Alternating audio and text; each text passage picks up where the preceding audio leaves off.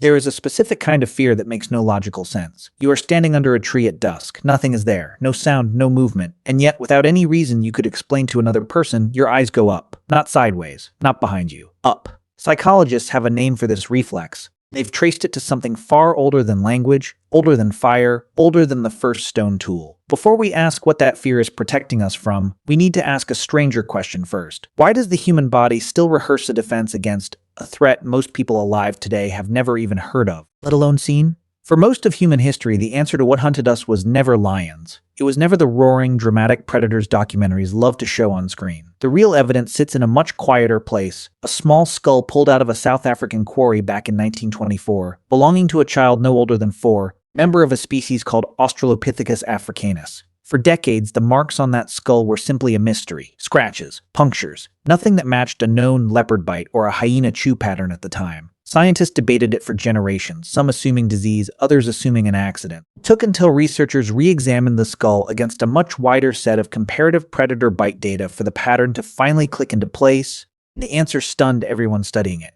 Those were talon marks. This child had been lifted straight off the ground into open air, the unmistakable signature of a large bird of prey, likely an eagle powerful enough to carry prey roughly the size of a monkey. That discovery alone rewrote what scientists assumed about early hominin life. It meant danger for our ancestors wasn't only something that crept along the ground, it came from above as well. But that was only the beginning of the pattern. Half a century later, in a cave system called Swartkrans, a paleontologist named Bob Brain was studying a different fragment, cataloged simply as SK54. It belonged to a hominin cousin species, Paranthropus robustus, and it carried 2 puncture marks near the base of the skull. Brain matched the spacing precisely to the lower canines of an ancient leopard. The story those 2 small punctures told was chillingly specific. A leopard does not tear its prey apart in the open where it catches it. It clamps down on the skull, drags the body upward into the branches of a tree or deep into a cave, somewhere private, somewhere safe from scavengers and rivals, and returns to feed slowly over time. That single fragment of bone flipped a core assumption that had stood for decades in the field. Early hominins had long been imagined as dominant hunters, aggressive, confident, standing at the top of their world.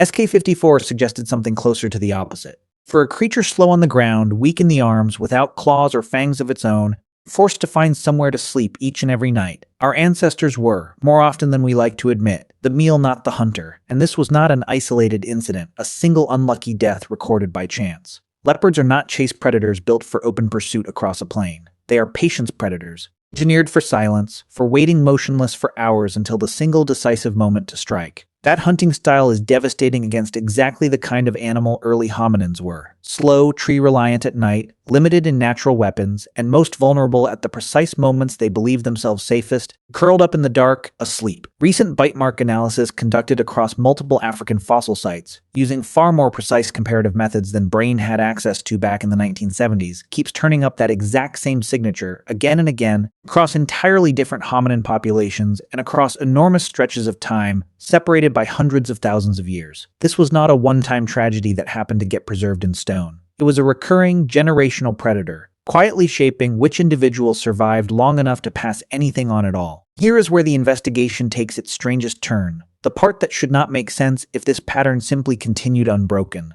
If leopards were shaping human survival for millions of years, you would expect that same danger to show up clearly in more recent history too. It does not. Anthropologists studying present-day hunter-gatherer communities, groups like the Hadza in Tanzania or the Hiwi in Venezuela, whose way of life in many ways still echoes ancient patterns of movement and shelter, have tracked actual documented causes of death directly, group by group, year by year. Among the Hiwi, despite living surrounded by jaguars and large reptilian predators lurking in nearby rivers, researchers recorded 0 confirmed predator-related deaths across their entire recorded study period. 0. Among the Hadza, deaths from venomous snake bites came in at a mere fraction of 1% of total mortality. Dominant causes of death in these communities instead were disease and conflict between humans themselves. The predator that had shaped so much of our early ancestors' psychology had by this point in history almost entirely vanished from the list of things that actually kill people. Something happened in the long stretch of time between those 2 eras, something that quietly rewired an entire species' relationship with fear itself. Fire kept the darkness at a distance, pushing back the exact conditions a patient ambush predator relies on. Sharpened tools turned a once defenseless primate into something that could finally fight back and win.